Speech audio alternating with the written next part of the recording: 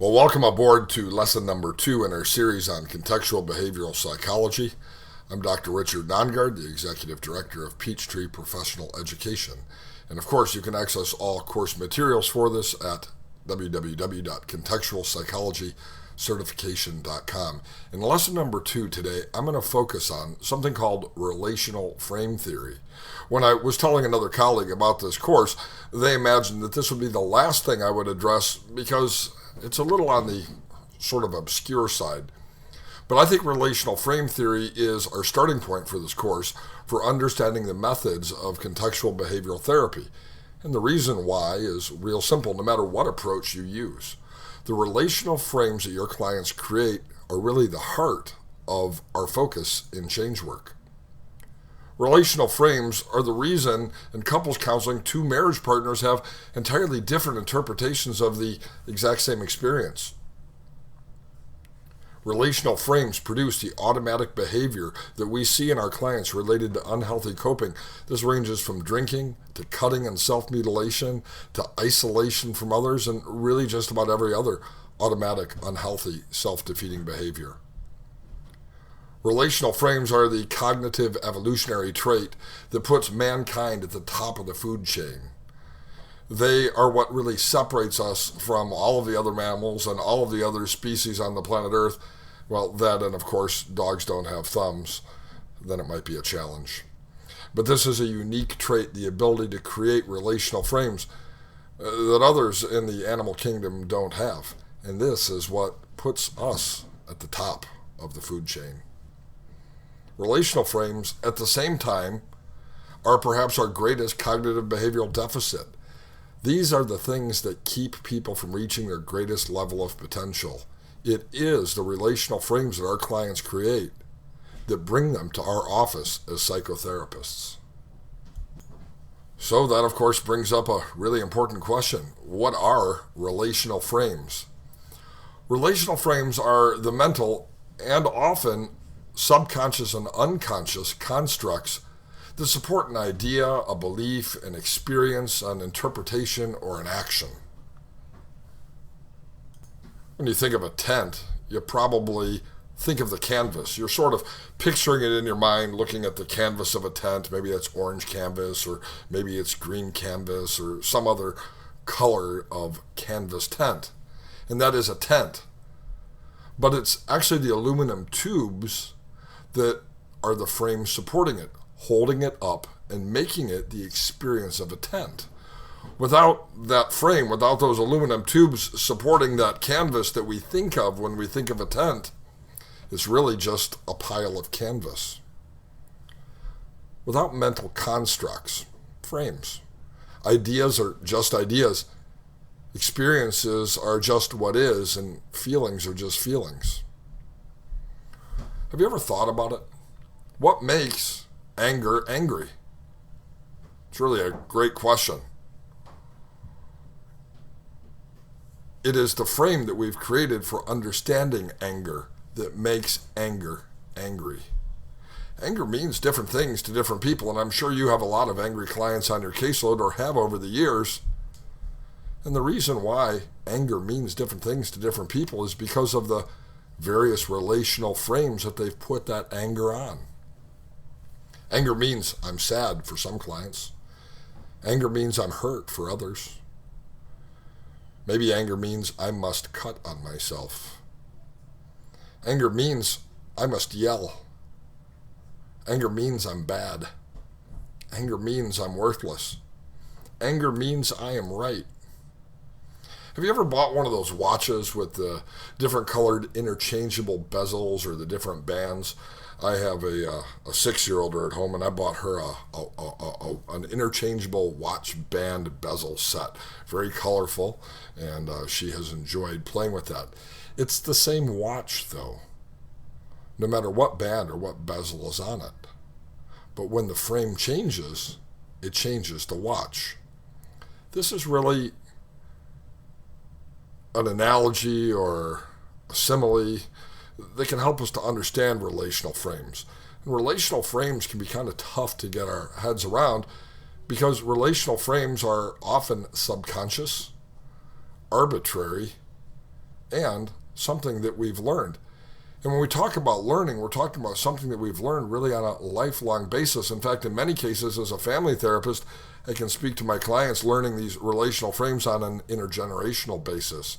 Anger meant the same thing to grandpa that it meant to daddy that it means to me. So when I tell my client that that is not what anger means or how anger should be expressed, they look at me like I'm from Mars. I spent the first 10 years of my career in counseling working with drug addicts and alcoholics. And when I told them the way they drank or the way they used drugs was not normal, they said, "What do you mean? This is the way everybody drinks, or this is the way everybody uses drugs." I had to explain to them, well, no, it's actually only the way alcoholics and drug addicts drink or use drugs. It was something that was a learned pattern, and they believed, because they learned these relational frames, that that's what normal was. Let me come back to the word arbitrary, because I think that's really pretty important. In fact, arbitrary is one of the most unique features of the human mind. It's what actually lets us be creative. It's what gives us ingenuity and has evolved mankind from the Stone Age to really the computer age. Arbitrary is what corporate trainers seek. They're always looking for somebody in corporate training who can, quote, think outside of the box. The problem is that this ability, and it actually is a talent, also seems to happen indiscriminately. We are always mentally scanning the warehouse of the subconscious mind to find the right frame to hang our present experience. This is often the context in contextual therapy. We do this without thinking about thinking. And probably the best example of this is a fish. A fish does not know that it is swimming in water. It has always been in water. A fish does not think about water or know what being wet is. The reason why? Because a fish only exists in water. Likewise, we're swimming in our thoughts. It's what we always do. And these thoughts we are swimming in are searching every second of our waking life for the frames to make sense of our experiences and what's going on around us. So now the question, what does this have to do with counseling or therapy? It sounds kind of interesting from a theoretical perspective, but our primary task in contextual psychology, our primary task in counseling and social work is really to help people unframe their thoughts, unframe their feelings, and unframe their sensations. Why? Well, because they're often wrong. The frames have been arbitrarily created and applied to the experience, and what this does is it creates cognitive errors. We've all learned in the past that the basic task of cognitive behavioral therapy is to counter cognitive errors. But how can this be done if the client still holds on to the arbitrary frame that they've hung the experience on? Even if we get confrontational Gestalt therapy and confront the present cognitive error, think of old-time substance abuse counseling where we had a round circular group and put somebody on the hot seat and we confronted their denial or their cognitive errors. Even if we do that, our client is likely to hang their next experience on that same frame. This is where relapse comes from. As a therapist, do you have clients who relapse into drugs, into their depression? Do you have clients who relapse into panic after being on medication for a long period of time or being in therapy for a long time? Or clients who relapse into obesity? Or couples who relapse into old patterns of communication and fighting? If you do, learning how to deconstruct relational frames is really as important as any other task in the counseling process. As some of you know, in addition to being a family therapist, I'm also a certified clinical hypnotherapist. I always tell people that my job is unhypnotizing people as much as it is hypnotizing them. As a matter of fact, I actually spend the majority of my time as a hypnotherapist doing unhypnosis with people, breaking these relational frames. As a therapist, a family therapist, my job is to help people let go of their thoughts as much as it is to help them create new thoughts. In community counseling or a social work setting, Our job is often to help people and organizations to find new frames, those compatible with the organizational and community goals, and to recognize that just because a frame exists, it doesn't have to be used. By understanding relational frame theory in the context of cognitive behavioral therapies, it leads to a therapeutic approach then that's really very flexible because it moves with our clients' thoughts. It creates a therapeutic approach which is curious, and I think curiosity is a great therapeutic approach. Not only curiosity on my part, but me teaching my clients to be curious about themselves. It leads to a therapeutic approach that is mindful, one that is focused on the present. Because when we slow down enough to truly experience this moment, then I don't have to quickly and arbitrarily create frames that may or may not be useful. Relational frame theory and understanding it leads to a therapeutic approach that is solution-focused. It's focused on a specific outcome that's beneficial to our client, change work that actually has meaning. Relational frame theory and understanding it leads to a therapeutic approach that teaches skills to our clients that can be replicated. My goal in therapy is not to have my client come back next week for another session. Ultimately, my goal in therapy is to get rid of my clients. I've spent a lot of time learning how to do effective marketing, and I've shared those techniques in business development classes with therapists. And every now and then, I'll meet somebody who will say to me, "Why the emphasis on marketing?" And I say, because that's how I know I'm a good therapist. I know I'm a good therapist because my clients don't come back to me. The reason I use that as a hallmark for success is because my goal in therapy is to teach my clients something that they can do on their own apart from the therapeutic process, which is why all of my clients get homework assignments. And relational frame theory as a therapeutic approach really helps me to be empathetic. When I understand relational frame theory, then I can see people as they are rather than they should be or could be or ought to be. It removes judgment from the process. It helps me to recognize that even those who find themselves in extremely difficult circumstances, in many cases because of their own choices, are people who deserve to be worked with, because there is hope for helping those people make tremendous amounts of change. Do you want to test your mind's power to create relational frames? I think sometimes this is an easy way to wrap our head around relational frame theory. And relational frame theory can be pretty complex from a psychological perspective. I'm teaching basically one session on it here in this 12-part session. You can buy, textbooks. You can take, 45-hour long, semester courses on the subject, etc. And I'm really going to try to teach this from a practical, though, rather than from an academic perspective. So do you want to test your mind's power to create relational frames? It was actually kind of funny as I was working on this. Stephanie, who's our administrative and technical support person, she called me and asked me for some documentation that she already had. She was unclear about one of our courses on fast CEUs and how to direct somebody to access the course that they had ordered. But she had the info. I knew that she had the info because it's in a folder that she uses on a daily basis with the instructions for all of the other courses that we offer. When I directed her to that folder, she laughed and said, "Well, you'll have to be gentle with me today. I just put my son on a plane."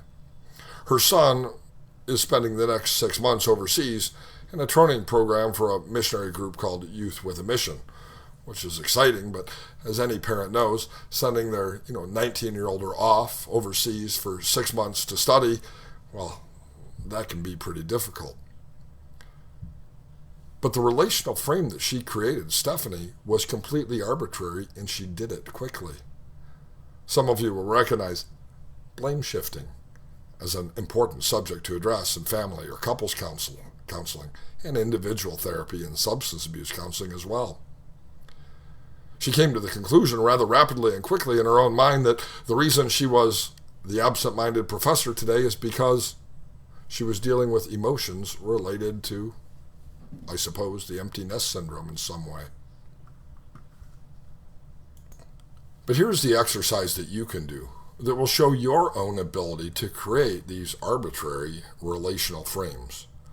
I want you to think of something, anything, an object or something. You can look around the room if you want to. I'm sitting at my desk. Maybe I'll pick earphones, or maybe I'll pick a remote control. Maybe I'll pick a magic marker. It doesn't matter what you pick. Just pick some object or something, either that you see or that's around you, or just something in the world. I mean, it could be a car, it could be a rock. I don't know. It can be anything you would like to. So think of something, anything, and identify what that is. In fact, if you have a pencil and paper handy, write that down. I wrote down headphones. Now think of another object. It doesn't matter what it is. It could be in the room. It could be outside of the room. It doesn't really make a bit of difference. Think of any other something and write that down on your piece of paper as well. I wrote down car. My two objects, the first is headphones. The second one is car. You have a piece of paper in front of you. You've written down two objects, two somethings, probably unrelated to each other, that you've picked for this example. Now you have 3 questions to answer, and don't worry, you will always be able to find an answer to these questions. Like a fish swims in water, you swim in your thoughts, and because you're swimming in these millions of thoughts at a conscious and subconscious level, you will always find an answer if you look to these 3 questions. And so question number 1, how is the first object like the other object? How is the first object like the other object? And I'll give you a second or two to come up with your own answer for your objects. How is the first object like the other one?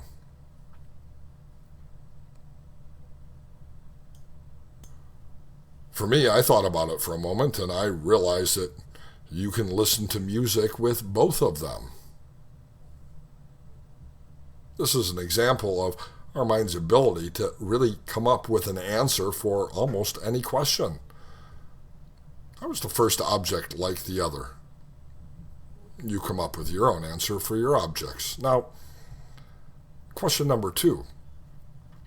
How is the first object better than the second object? How is the first something better than the second something? And I'll give you a couple of seconds to come up with your own answer, and don't worry if you have difficulty. Your mind will be able to answer this question if you just give it enough time. How is the first object better than the other object?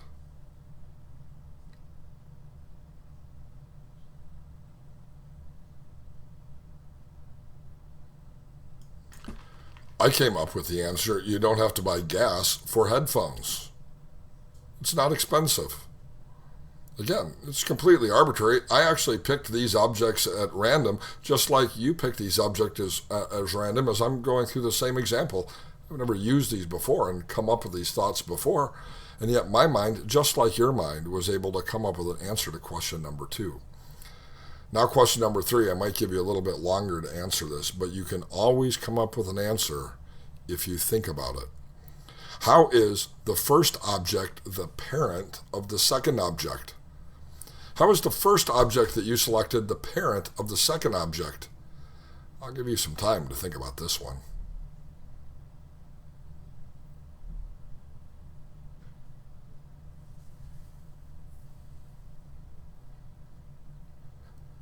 I play the Jeopardy theme song here. I'll give you a couple more seconds. How is the first object the parent of the second one?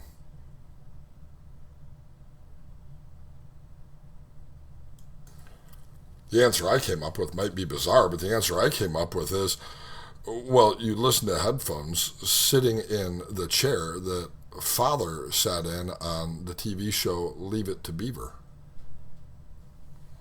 It may be a bizarre answer, but it's an answer that's satisfactory to me. The first object is the parent of the second object because positionally it is used in the chair that father sat in the TV show Leave It to Beaver.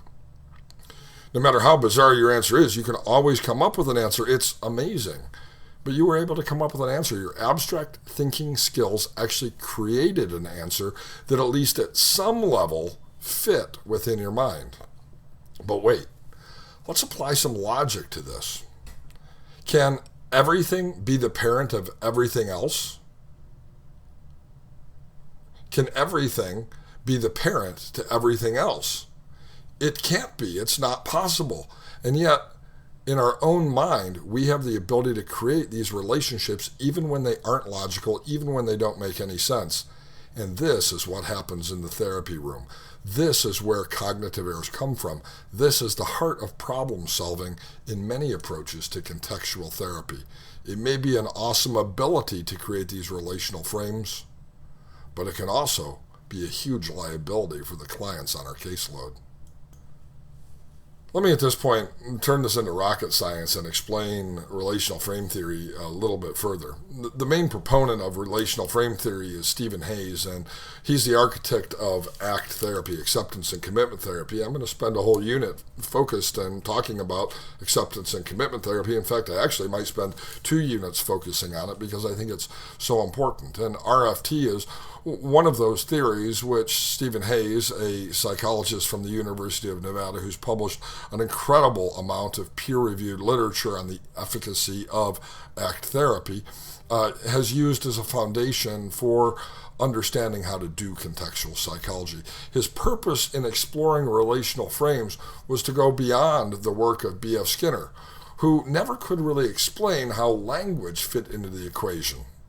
Humans express really complicated ideas. They can often do this with very little communication, and yet this mystery as to how that can happen was always really the thorn in the side of B.F. Skinner and classic behavioralism. To explore RFT a little bit further, we need to understand some of the principles of language, and these are just some of the principles of language. What words mean is truly arbitrary. It is assigned by collective agreement. In my home, there are, 4 different languages spoken, maybe 5 if you want to count my wife's tribal language, which she speaks fluently. And so I have a lot of experience in listening to people and living with people and traveling with people who use different words to mean the same thing. Mom means mom because that is what the culture decided would mean mom, and really for no other reason. The meaning of words truly is arbitrary. The meaning of words is not inherent. They're actually inferred.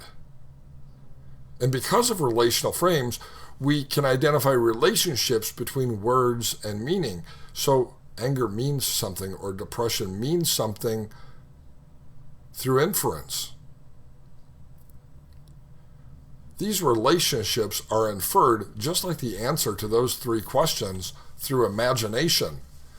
Think about it for a minute. I don't know what answer you came up with as to why the first object was the parent of the second object, but in about 25 seconds, even though I haven't seen a Leave It to Beaver episode on TV in probably 30 years, or even thought about Leave It to Beaver in probably 30 years, suddenly from my subconscious mind into my imagination came a relationship and an inference that made, at least to me, some sense in the moment.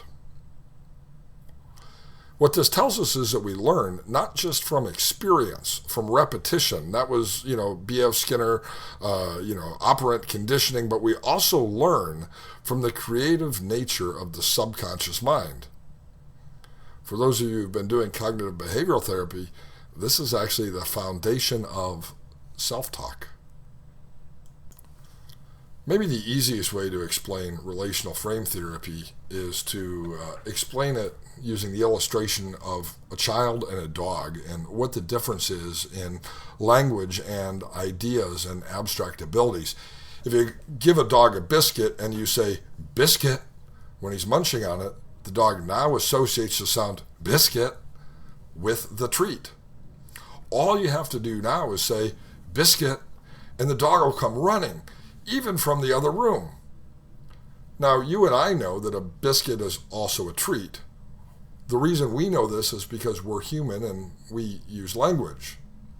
And so now, if you're standing in one room and you yell out treat, unless you've previously associated the sound treat, like we did the word biscuit through repetition, the dog is probably going to ignore us and stay in the other room, continuing to look for the cat, which is far more interesting than a sound they've never heard before, that sound being treat, when they're really looking for the sound of biscuit. Now, give a child a biscuit. I suggest giving him one of those awesome biscotti biscuits. Those are my favorite. It's a double-baked cookie, I think. They're an awesome breakfast biscuit. So if you give a child a biscuit and you say biscuit, the child will now associate the sound biscuit with a treat. Now, go into the other room and yell biscuit, and the child will come running, even from the other room, just like the dog did. But now after the child returns to the room, even though they might not have heard these words before, yell out another, or treat, or dessert, or biscotti, or any other number of words. And the kid will come running just like we did when we first gave him the biscuit. The dog didn't do that, but the child did. Why? Because the kid knows we have biscuits and arbitrarily creates a relational frame so that many other words that we might use will be arbitrarily associated with the awesomeness of the biscotti biscuit. And so think about these words in couples counseling. Adultery, sex, hurt, fear, cheater, fired, support, alone. What the words mean to our clients are a function of their relational frames. These words are meaningless to a dog, which is why perhaps we don't have dog therapists. But they're meaningful in couples counseling and have different meanings to the partners that we're working with. By taking this time in lesson number 2 to understand relational frame theory, and by understanding relational frame theory, we're understanding the cognitive processes that trip up our clients. We're understanding the essence of the treatment plan in couples, individual, group, or even organizational counseling. My hope is that by exploring the concept of relational frame theory, you can learn how important words are in the therapeutic process and how important meaning is and why it's important. But through this process, you can also begin to see how interventions can be created that will help us to avoid the unhealthy creation of relational frames and to help us help our clients break non-resourceful relational frames. As a therapist, my job is to unhypnotize people. It's to move them from arbitrary subconscious associations really to the power of conscious living. And the rest of our lessons are going to be devoted to the techniques that can help us do that. Now, this lesson is probably going to be the shortest of, or one of the shortest of our lessons. The lessons will typically be anywhere from 30 to 50 minutes, and almost every lesson will also have an exercise.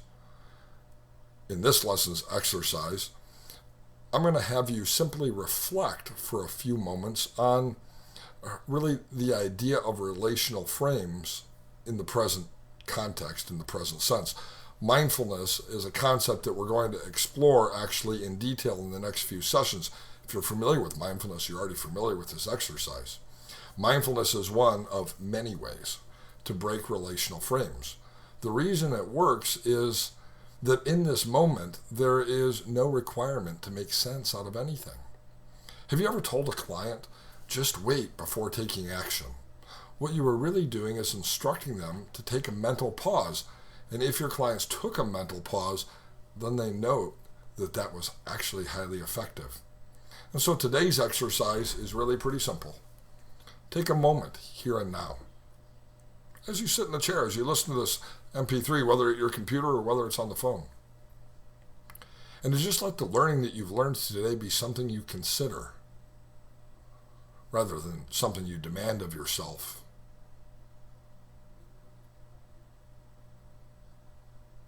Take a moment. Reflect back on the words that I used, the examples I gave. And simply be present with your learnings from lesson number 2, today's lesson.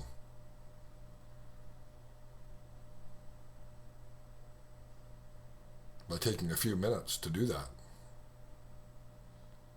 In time, the application of this exercise will become crystal clear. If you have not already decided to participate in our online forum, you can go to www.changeworkforum.com. That is our social network on Facebook that we restrict to members of the professional community. And it's a place for you to interact. It's a place for you to ask questions about course materials, a place for you to interact with other professionals, to get ideas, etc. The reason we chose to use Facebook as the platform for our social media is real simple. The vast majority of people are already using it on a regular basis as opposed to having to create something new. So please visit www.changeworkforum.com. If you have any questions, I check it every day. I'm always more than happy to answer any questions that you might have. But additionally, there are hundreds of other members who've taken this course and courses similar to this that are there to answer your questions as well about relational frame theory, about mindfulness, about contextual behavioral therapy, and all of the subjects in the forthcoming lessons.